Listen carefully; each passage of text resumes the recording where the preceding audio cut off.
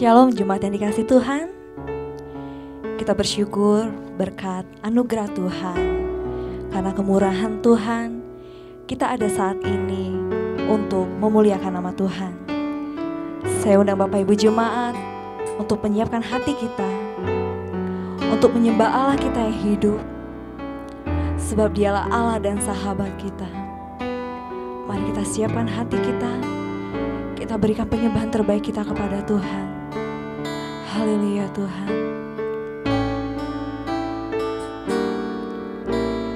Hanya Engkau Juru Selamatku,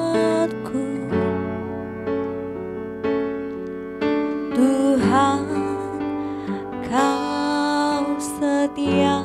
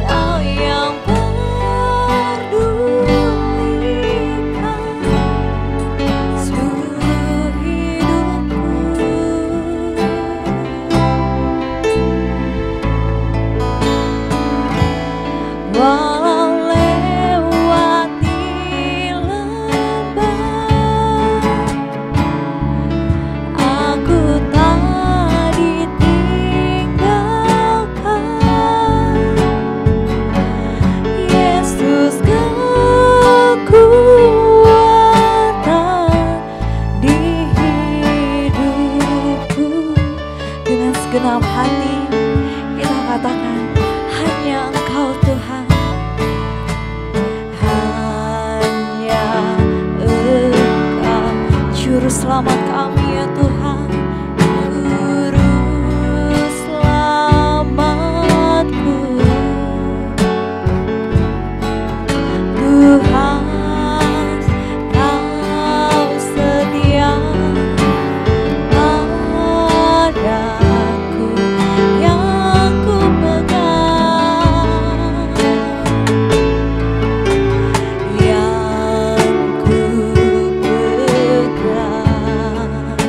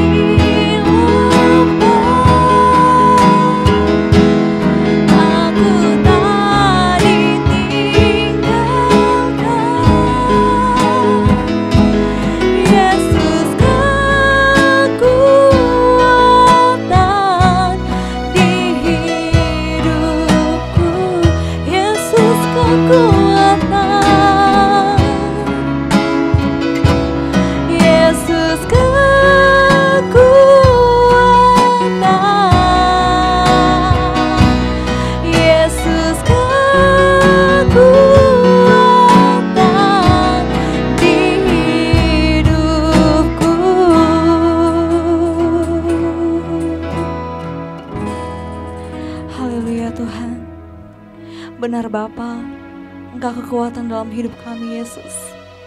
Kami tidak dapat berjalan Tuhan tanpa-Mu Tuhan. Kami bersyukur Bapa, di mana Engkau masih memberikan kami kesempatan untuk memuji dan memuliakan nama-Mu Tuhan. Biarlah pujian penyembahan kami Tuhan berkenan di hadapan-Mu. Berkati ibadah kami dari awal, pertengahan, hingga pada akhirnya. Biarlah Engkau yang disenangkan.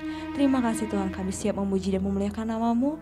Di dalam nama Tuhan Yesus Kristus Juru Selamat kami. Haleluya, amin. Shalom saudara. Kita bersuka cita karena Tuhan selalu menuntun kita dalam kehidupan kita dan memberikan kita kekuatan serta menopang kita. Kita angkat pujian, Benteng Hidupku.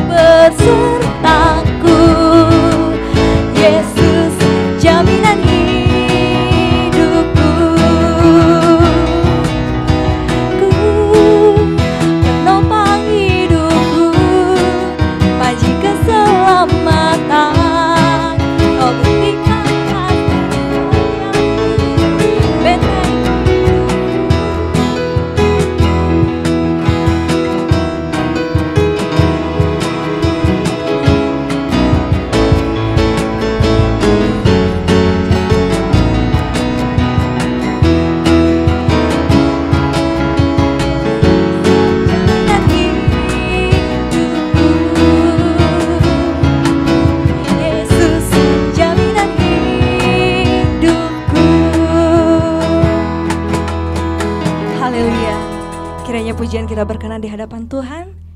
Tiba saatnya kita mendengar firman Tuhan. Mari kita siapkan hati kita untuk menerima firman yang akan disampaikan. Biarlah firman yang disampaikan dapat tertanam dalam hati kita dan menghidupkan kita di dalam Tuhan. Haleluya Tuhan. Sebab kasih Tuhan tidak ada duanya. Hanya firman Tuhan yang mampu mengubahkan kehidupan kita. Haleluya Yesus.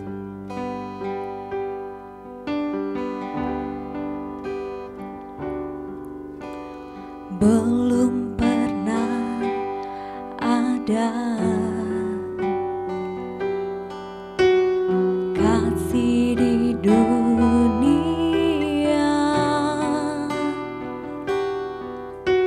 sanggup menerima diriku apa adanya selain kasih-Mu, Yesus.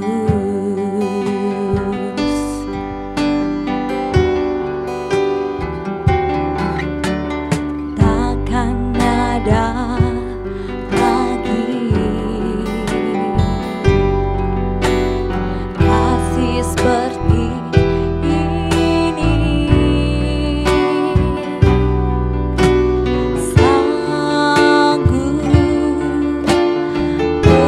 mengubahkan hidupku menjadi baru selain kasih-Mu,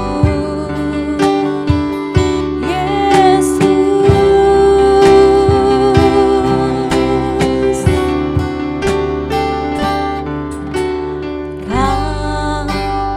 Ku kagumi dalam hati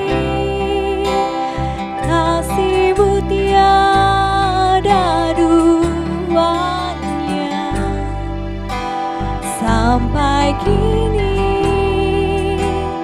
ku akui kasih-Mu tiada duanya.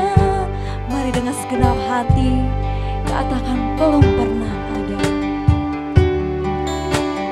belum pernah ada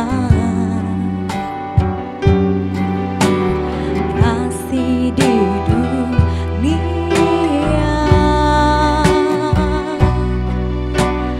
sanggup menerima diriku apa adanya selain kasih-Mu,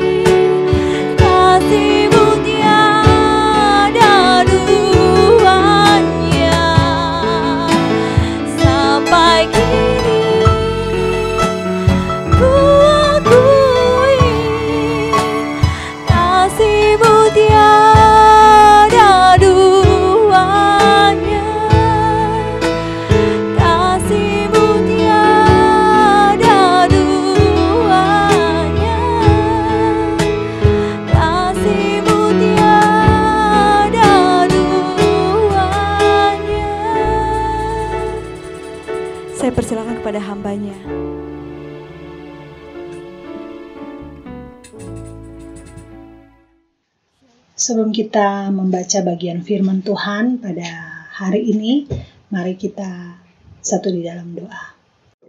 Bapa, sungguh kami bersyukur atas segala kemurahan-Mu yang terus melingkupi, menopang kami umat-Mu Tuhan. Biarlah hati kami senantiasa limpah dengan ucapan syukur bahwa kasih setia-Mu dan rahmat-Mu yang selalu baru tiap pagi senantiasa mengawali kami dan memimpin kami di dalam setiap waktu.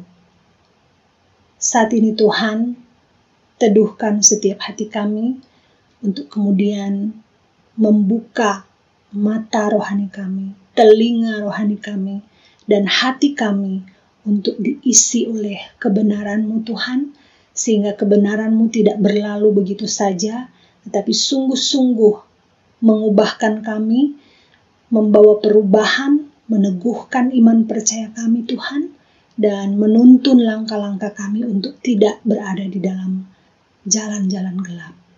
Hamba-Mu yang Kau pakai Tuhan, saat ini biarlah Roh-Mu yang kudus menuntun, memimpinnya, sehingga apa yang Engkau ingin sampaikan boleh tersampaikan dengan baik, dan setiap mata, setiap telinga, setiap hati yang mendengar dan menerimanya boleh menerima kebenaran-Mu dengan baik, dengan sesuai yang Tuhan inginkan untuk diterima oleh setiap kami.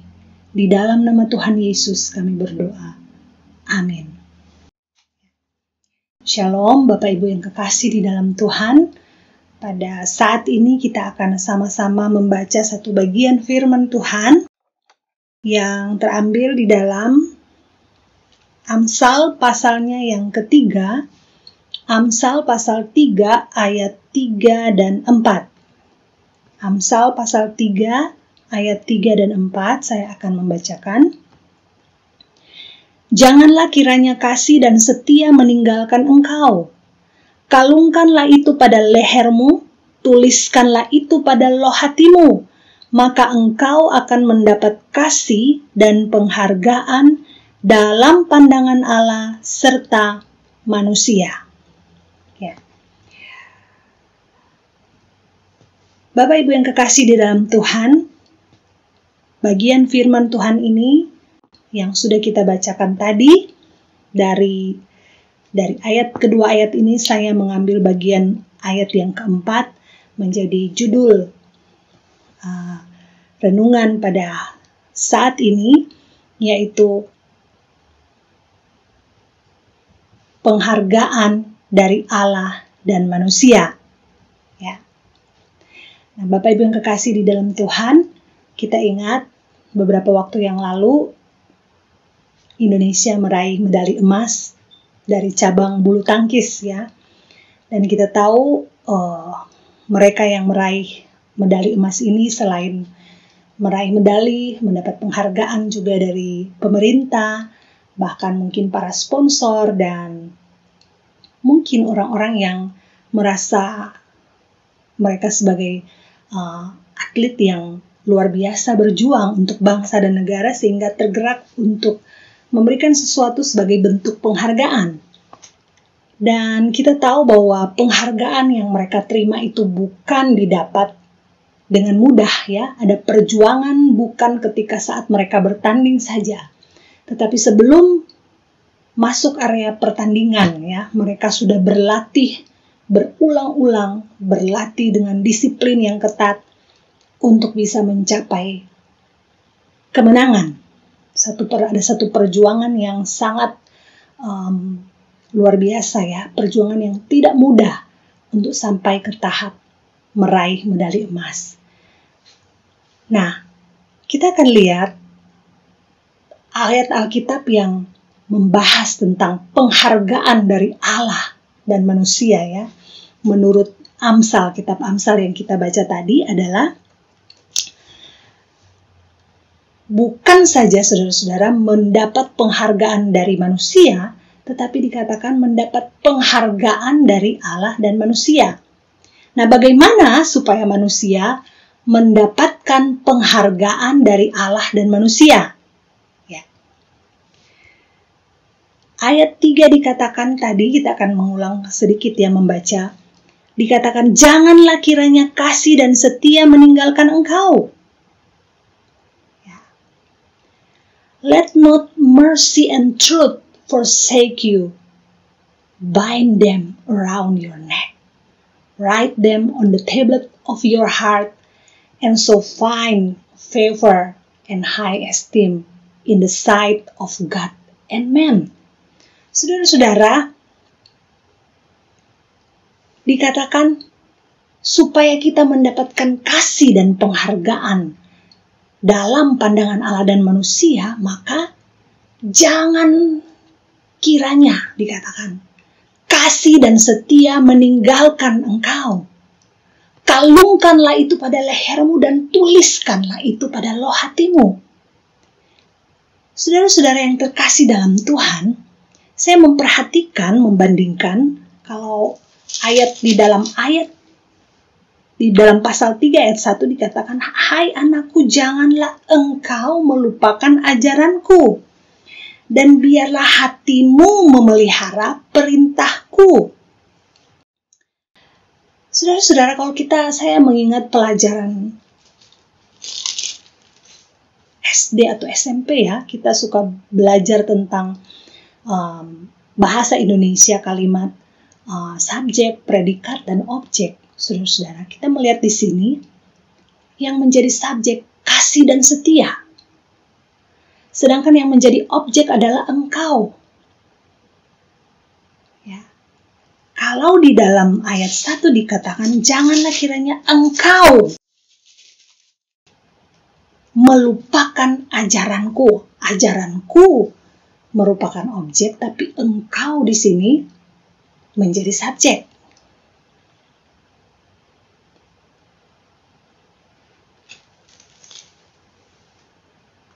Jadi kalau dilihat di sini, kasih dan setia menjadi subjek.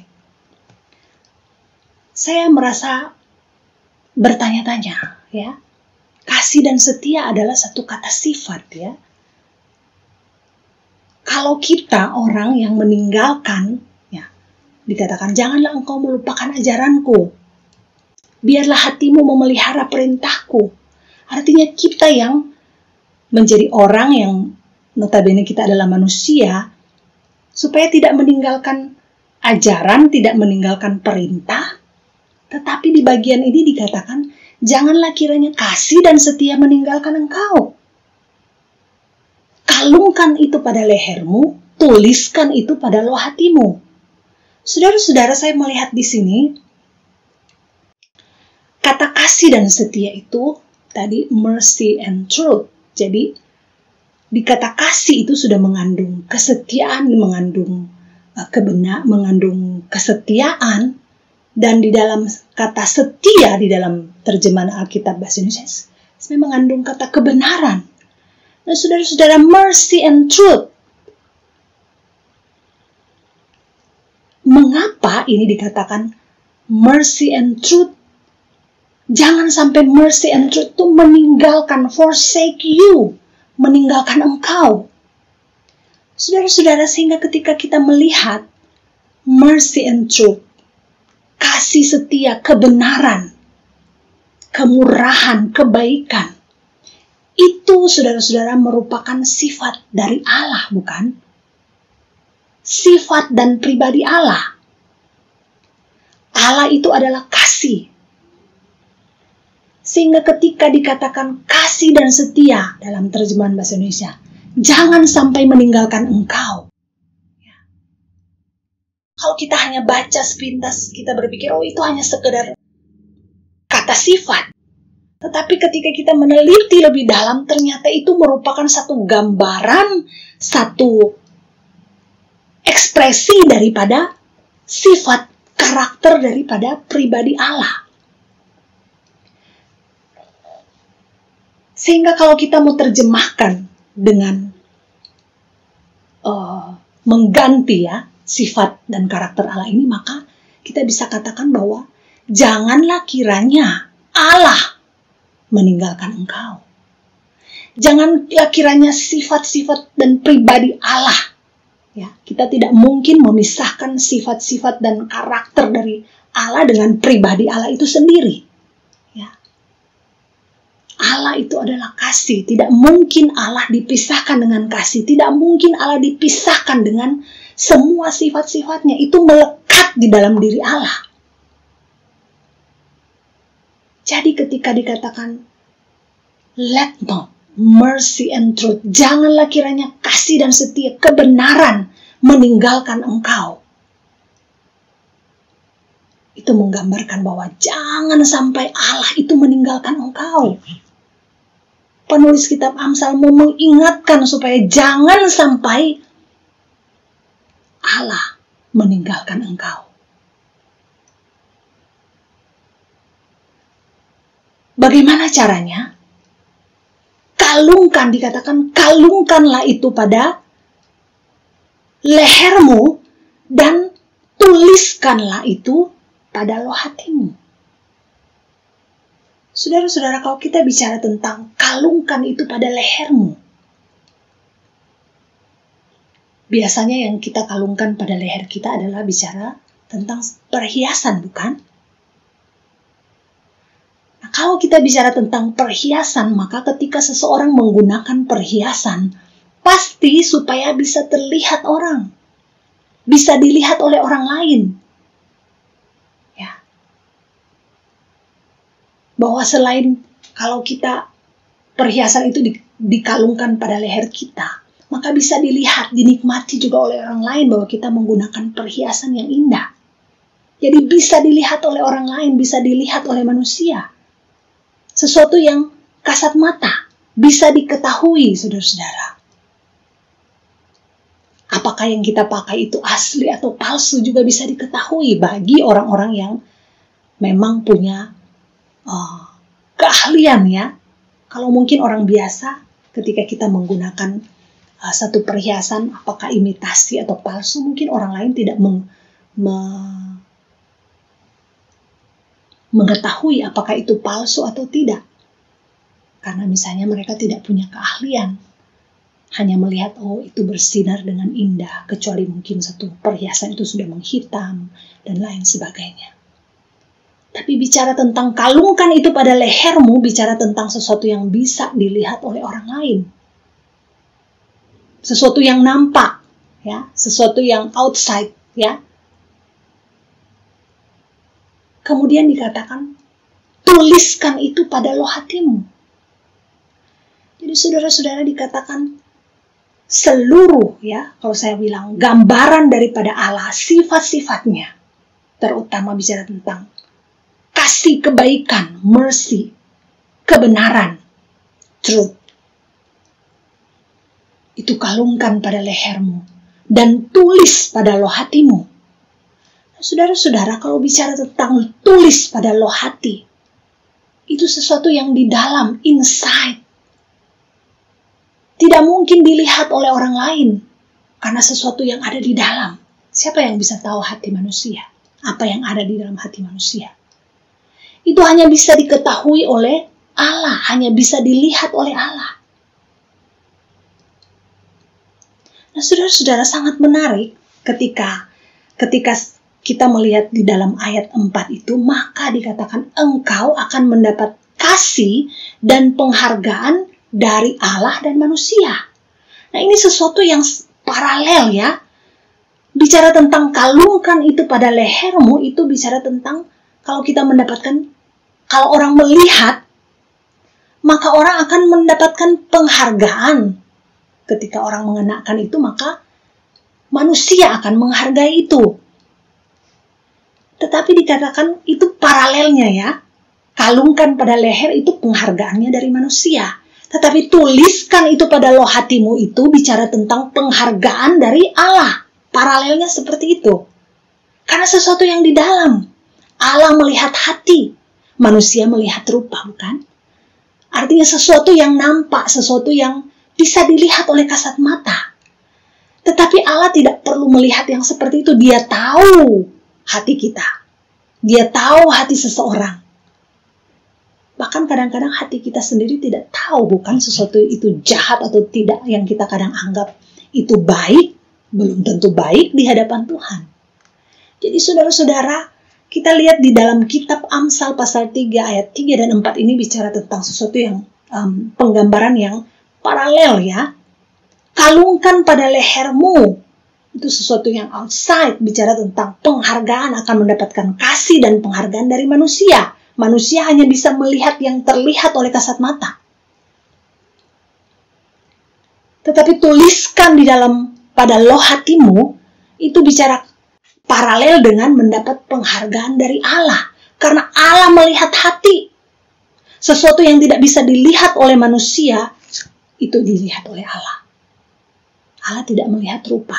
Allah tahu apa yang bahkan tersembunyi di dalam hati kita. Itu yang dilihat oleh Allah. Manusia tidak bisa menyelaminya. Manusia tidak bisa mengetahui apa yang ada di dalam hati seseorang. Tetapi Allah mengetahuinya. Jadi saudara-saudara, ayat ini mau mengatakan bahwa ketika kita mengalungkan pada leher kita kasih dan setia, mercy and truth, kebaikan, kemurahan, kebenaran Allah, itu merupakan sifat Allah. Mengalungkan itu pada leher kita yang bisa diketahui semua orang, menuliskan itu di dalam loh hati kita yang diketahui oleh Allah,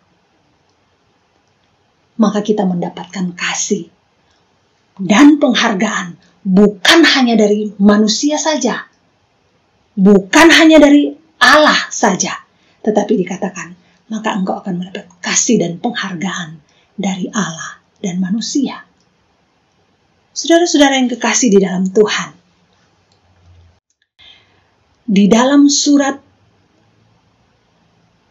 2 Korintus ya, di dalam surat 2 Korintus pasal 3 ayat 2 dan 3, saudara-saudara, kita akan melihat satu paralelisme ya, satu keparalelan ya dari ayat di dalam Mazmur, di dalam Amsal ini dengan apa yang dituliskan oleh Paulus kepada jemaat di Korintus ya. 2 Korintus pasal 3 ayat 2 dan 3 saya bacakan. Kamu adalah surat pujian kami yang tertulis dalam hati kami dan yang dikenal dan yang dapat dibaca oleh semua orang. Karena telah ternyata bahwa kamu adalah surat Kristus yang ditulis oleh pelayanan kami. Ditulis bukan dengan tinta, tetapi dengan roh dari Allah yang hidup. Bukan pada loh-loh batu, melainkan pada loh-loh daging, yaitu di dalam hati manusia. Saudara-saudara, kita melihat bahwa Paulus di sini mengatakan kepada jemaat di Korintus bahwa mereka adalah surat pujian. Pujian daripada Paulus dan rekan-rekannya sebagai orang Korintus itu, sebagai jemaat Korintus, sebagai surat pujian yang tertulis di dalam hati mereka dan yang dikenal dan yang dibaca oleh semua orang.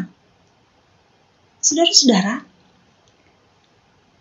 ditulis oleh pelayanan Rasul Paulus dan rekan-rekan, ditulis bukan dengan tinta, tetapi dengan roh Allah yang hidup. Bukan pada loh-loh batu, melainkan pada loh-loh daging, yaitu di dalam hati manusia. Saudara-saudara, bicara tentang ditulis bukan di dalam loh batu, tetapi di dalam loh daging, yaitu hati manusia. Siapa yang tahu? Itu sesuatu yang di dalam, satu pekerjaan Allah di dalam. Itu menggambarkan apa? Menggambarkan bicara tentang kelahiran baru kita. Keselamatan kita melalui kelahiran baru di dalam Kristus Yesus oleh pekerjaan Roh Kudus. Dimeteraikan, ditulis bukan dengan tinta tetapi dengan roh Allah, dimeteraikan oleh roh Allah yang hidup. Ya. Bukan pada loh batu, melainkan pada loh daging, itu dalam hati manusia. Kalau kita ingat ayat bacaan di dalam kitab Yeskiel ya, pasal Yeskiel 36 ayat 25 sampai 27. Ya, dikatakan di situ, aku akan memberikan hati yang baru, roh yang baru, dan rohku akan kuberikan diam dalam batinmu. Bicara tentang kelahiran baru, pembaruan, kelahiran baru. di mana kita dihidupkan kembali, yaitu kelahiran baru oleh Roh Kudus. Dan Roh Kudus itu dimeteraikan melalui kelahiran baru kita itu. Sehingga kita yang sudah dihidupkan itu tidak hanya hidup, tetapi benar-benar ada Roh Allah. Ada Roh Kudus yang ditempatkan di dalam kita. Orang percaya yang sudah mengalami kelahiran baru. Tetapi di sini Paulus dikatakan lagi bahwa kamu tertulis dalam hati kami, tetapi juga yang dikenal dan yang dapat dibaca oleh semua orang. Artinya apa, saudara-saudara? Jemaat Korintus menjadi surat pujian, ya, yang bisa dibaca oleh semua orang. Artinya apa, saudara-saudara? Itu paralel bukan dengan kalungkan pada lehermu. Sama seperti surat, bukan surat yang tertutup atau yang termeterai yang tidak bisa dibaca, tetapi surat yang terbuka, yang bisa dibaca oleh semua orang. Tetapi surat yang bisa dibaca oleh semua orang itu adalah surat yang tertulis, yang di dalamnya ditulis oleh apa? Bukan dengan tinta, tetapi ditulis ada Roh Allah yang hidup. Bukan pada loh batu seperti hukum Taurat, tetapi tertulis di dalam loh daging, yaitu hati manusia. Bapak Ibu yang kekasih dalam Tuhan, penulis kitab Amsal mengingatkan, jangan kiranya kasih dan setia, kebaikan, kemurahan, kebenaran Allah meninggalkan engkau. Tetapi kalungkan itu pada lehermu, tulis itu pada loh hatimu. Maka engkau mendapat penghargaan mendapatkan kasih dan penghargaan dari Allah dan manusia. Kasih atau bantuan atau pertolongan dari Allah dan manusia. Itu kita dapatkan jika didahului oleh sesuatu yang ada di dalam dan di luar.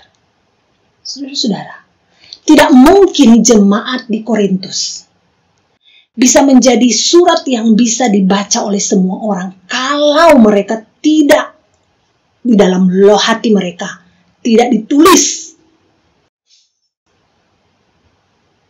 tidak dimeteraikan oleh Roh Kudus di dalam hati mereka. Maka tidak mungkin mereka bisa menjadi surat yang terbuka, yang bisa dibaca oleh semua orang. Menjadi surat pujian. Bagaimana mereka tahu bahwa itu adalah satu pujian kalau itu tidak bisa dibaca, tidak bisa dimengerti? Semua itu didahului oleh sesuatu yang tertulis di dalam, didahului oleh satu karya dari dalam. Buat apa, saudara-saudara? Semua mungkin bergelantungan perhiasan di dalam leher kita, atau melingkar di leher, sepanjang di leher kita. Tetapi tidak ada tertulis di dalam loh hati kita. Maka itu sesuatu sama dengan sesuatu yang palsu, sesuatu yang imitasi, yang kemudian seiring waktu itu pasti akan luruh. Kalau tidak didahului sesuatu yang terjadi di dalam. Saudara-saudara yang terkasih dalam Tuhan. Sama seperti apa yang Paulus sampaikan kepada jemaat di Korintus. Jika tidak ada didahului oleh sesuatu yang tertulis di dalam loh hati mereka, di dalam loh daging, maka tidak mungkin itu mereka akan menjadi surat pujian yang terbuka, yang bisa dibaca oleh semua orang. Saudara-saudara, setiap orang yang tidak pernah mengalami kelahiran baru. Sesuatu yang terjadi di dalam, tidak bisa dilihat oleh kasat mata manusia. Tetapi jika itu benar-benar terjadi, maka yang keluar, yang bisa dilihat oleh orang, itu akan nampak. Tetapi kalau tidak didahului oleh sesuatu yang terjadi di dalam, maka yang keluar, yang sepertinya mungkin berpikir bahwa itu sesuatu yang indah, suatu surat pujian yang bisa dibaca. Tetapi jika tidak didahului oleh sesuatu yang di dalam, maka itu menjadi sesuatu yang imitasi, yang hanya sementara, tidak mungkin akan bertahan. Bapak Ibu yang kekasih di dalam Tuhan, kelahiran baru, saudara-saudara, digambarkan oleh Tuhan Yesus sendiri lewat percakapan dengan Nikodemus, adalah sesuatu yang tidak bisa dilihat, tidak bisa dilihat oleh kasat mata. Karena itu sesuatu yang terjadi di dalam secara supranatural, secara rohani. Tetapi dia bisa dirasakan, ada, digambarkan seperti angin. Kita tahu bukan bahwa angin itu ada, meskipun kita tidak bisa melihat. Tapi kita bisa merasakan, kita tidak tahu dia bertiup dari mana dan mau kemana, kita tidak tahu. Tetapi ketika dia datang bertiup mengenai kita, maka kita tahu bahwa angin itu sedang berhembus, angin itu ada dan kita rasakan. Demikian juga kelahiran baru. Nah, setiap orang yang mengalami hal ini, maka dia pasti akan nampak, akan berdampak kepada sesuatu yang akan dilihat oleh orang lain. Bukan hanya dirasakan oleh dirinya sendiri, tetapi akan dilihat dan dirasakan juga oleh orang lain. Caranya bagaimana? Terus dikatakan oleh kitab Amsal, tuliskan itu pada roh hatimu. Apa yang harus dituliskan ketika kita sudah mengalami itu di dalam hidup kita? Maka setiap firman, setiap ajaran, setiap kebenaran, setiap kasih yang dituangkan oleh Kristus melalui firman Tuhan, tuliskan itu di dalam roh hati kita. Dan kemudian kalungkan itu pada leher kita. Artinya apa, saudara-saudara, menjadi aplikasi bagi kita membaca bagian firman Tuhan ini? Bukan kita kalungkan dengan menuliskan ayat-ayat seperti mungkin para orang Farisi di dalam dahi mereka, hukum-hukum Tauratnya. Tidak, saudara-saudara. Tetapi setiap firman yang kita dengar, yang kita baca, kita dengar, kita renungkan, tuliskan itu di dalam roh hati kita. Artinya, bukan hanya mendengar lewat telinga, kemudian keluar telinga, masuk telinga kiri, keluar telinga kanan. Tidak ada yang tinggal di dalam. Sehingga apa yang akan nampak keluar kalau di dalamnya tidak ada yang tersimpan? Saudara-saudara, ini sama dengan ketika seorang bertanya kepada Tuhan, hukum mana yang terutama? Dan Tuhan Yesus berkata, kasihilah Tuhan Allahmu dengan segenap hatimu, dengan segenap jiwamu, dengan segenap akal budimu, dan seterusnya. Dan hukum yang kedua, yang sama dengan itu, yang sama dengan hukum yang pertama, kasihilah sesamamu manusia seperti dirimu sendiri.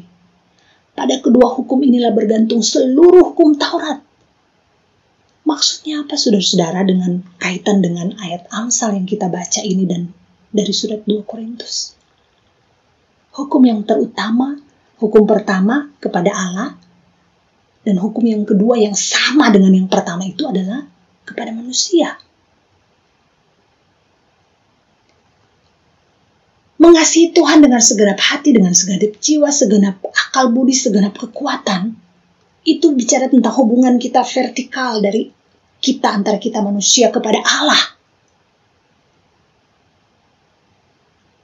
antara manusia dan Allah itu bicara tentang iman kita, kasih kita, dengan segenap dan seterusnya. Hanya bisa, itu harus nampak ketika kita benar sungguh mengasihi Allah.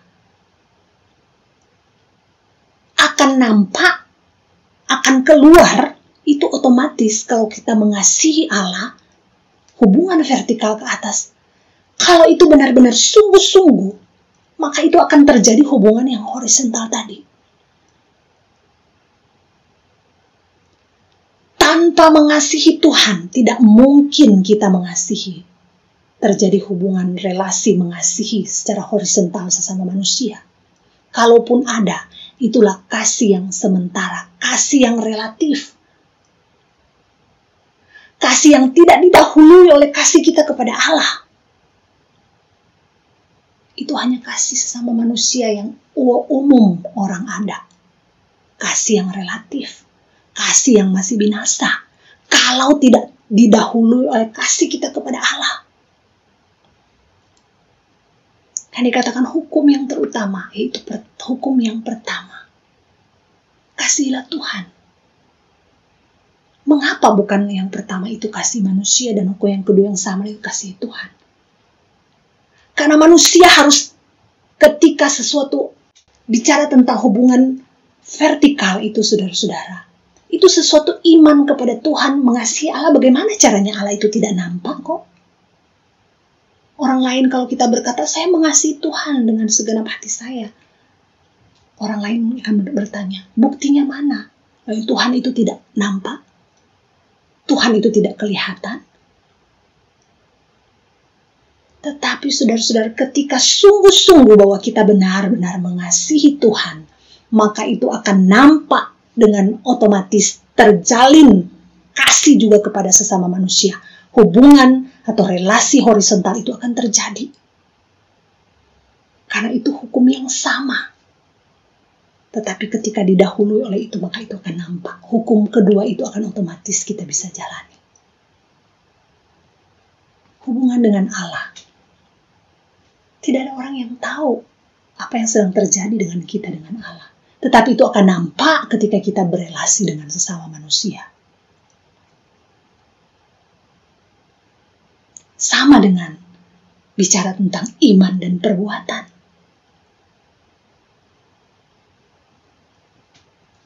Yakobus berkata, Rasul Yakobus berkata, iman tanpa perbuatan adalah mati. Bagaimana mungkin kita berkata beriman? Orang mungkin berkata, ya, hanya iman tapi tanpa perbuatan. Tapi ketika orang sungguh beriman, maka itu akan nampak bahwa benar orang bisa merasakan. Kalau beriman, kita beriman percaya kepada Tuhan yang orang lain tidak bisa lihat. Tetapi mereka akan bisa berkata, terpujilah Tuhan ketika iman kita itu nampak di dalam perbuatan-perbuatan kita. Bukan kepada Tuhan, tapi pasti kepada sesama kita manusia. Rasul Paulus berkata, hendaklah kebaikan hatimu diketahui semua orang. Mengapa, saudara-saudara? Karena itu menunjukkan kebaikan hati kita supaya diketahui semua orang itu bicara tentang supaya menunjukkan bahwa kita punya relasi kepada Tuhan, iman kepada Tuhan. Bahwa hukum terutama kita mengasihi Allah itu akan nampak, dilihat oleh orang bahwa sungguh memang kita mengasihi dan Allah itu ada.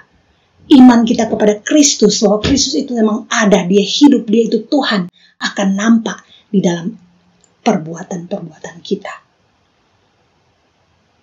Bapak Ibu yang kasih dalam Tuhan. Amsal 3 ayat 3 dan 4 tadi berkata, ketika itu kita lakukan, maka kita akan mendapat kasih dan penghargaan dari Allah dan manusia. Mungkin kadang-kadang kita berkata, biar aja orang mungkin tidak menghargai saya, yang penting Tuhan melihat. Tidak, saudara-saudara. Ketika kita berbuat seperti apa yang firman Tuhan katakan, firman Tuhan sendiri berkata bahwa maka engkau akan mendapatkan kasih dan penghargaan bukan hanya dari Allah saja, tapi juga dari manusia. Engkau akan mendapat kasih dan penghargaan dari Allah dan manusia. Untuk itu, sesuatu itu harus benar-benar sungguh didahului oleh sesuatu yang di dalam. Dan itu kita akan nampakkan, akan keluar dengan sendirinya kalau itu sungguh-sungguh ada, tertulis di dalam loh hati kita, tertulis di dalam loh daging kita. Maka itu akan nampak keluar menjadi perhiasan yang melingkar sebagai kalung di dalam leher kita. Kita akan menjadi surat pujian yang terbuka, yang bisa dibaca oleh semua orang.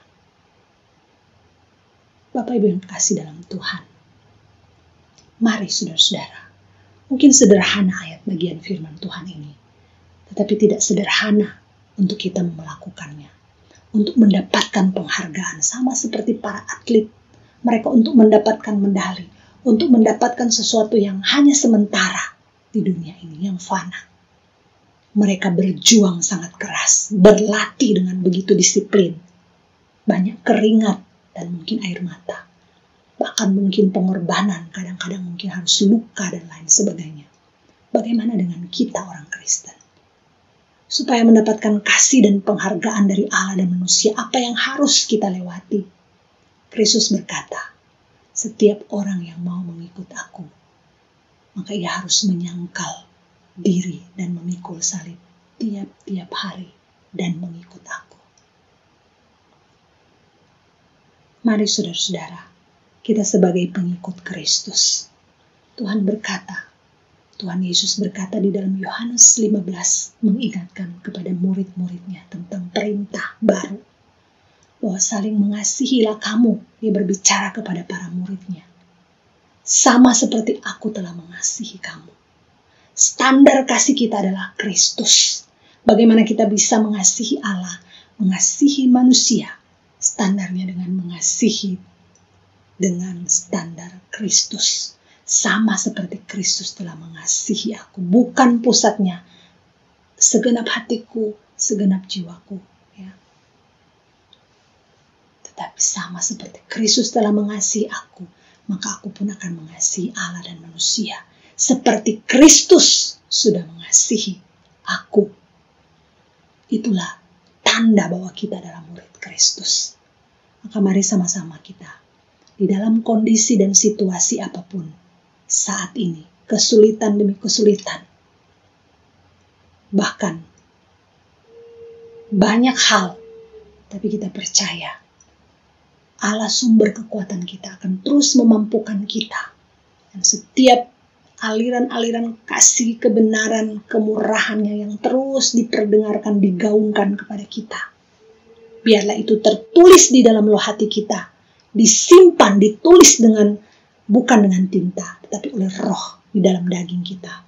Supaya itu benar-benar tumbuh, nampak keluar, dan bisa dinikmati oleh banyak orang. Menjadi kesaksian, menjadi satu surat pujian yang bisa membawa jiwa-jiwa untuk memuliakan Allah. Amin. Mari kita berdoa. Bapa di dalam surga, terima kasih untuk firman-Mu pada hari ini. Mungkin sederhana, tapi biarlah Roh-Mu yang kudus terus mengajar kami untuk benar-benar mendapatkan kebenaran-Mu dengan lebih dan lebih lagi, lebih kaya lagi Tuhan. Tolong setiap kami, tolong setiap hati telinga yang mendengar pada saat ini, supaya Engkau memeteraikan dengan Roh-Mu yang kudus setiap firman yang boleh tersampaikan. Dan jika ada kebenaran-kebenaran yang lebih dan lebih kaya lagi, Engkau terus Tuhan dengan kekuatan Roh Kudus, dengan kuasa Roh Kudus-Mu terus menambah-nambahkan kepada setiap kami, agar kami boleh terus bertambah-tambah di dalam iman, bertambah-tambah di dalam hikmat, agar kami boleh melihat sungguh kekayaan Allah luar biasa bagi kami. Kami bisa mendapatkan penghargaan, kasih dan penghargaan Allah dari manusia, ketika kami juga berjuang sesuai dengan apa yang Tuhan firmankan kepada kami. Di dalam nama Tuhan Yesus, kami berdoa dan mengucap syukur. Haleluya. Amin. Bapak, Ibu, Saudara yang dikasihi Tuhan, sekarang kiranya kasih abadi, berkat yang melimpah dari Allah Bapa, belas kasihan, damai sejahtera dari Tuhan Yesus, pemeliharaan, persekutuan dengan yang manis dari Roh Kudus, turun atas kita semua dari sekarang, bahkan sampai selama-lamanya Tuhan Yesus datang kedua kalinya. Dalam nama Tuhan Yesus, haleluya, amin.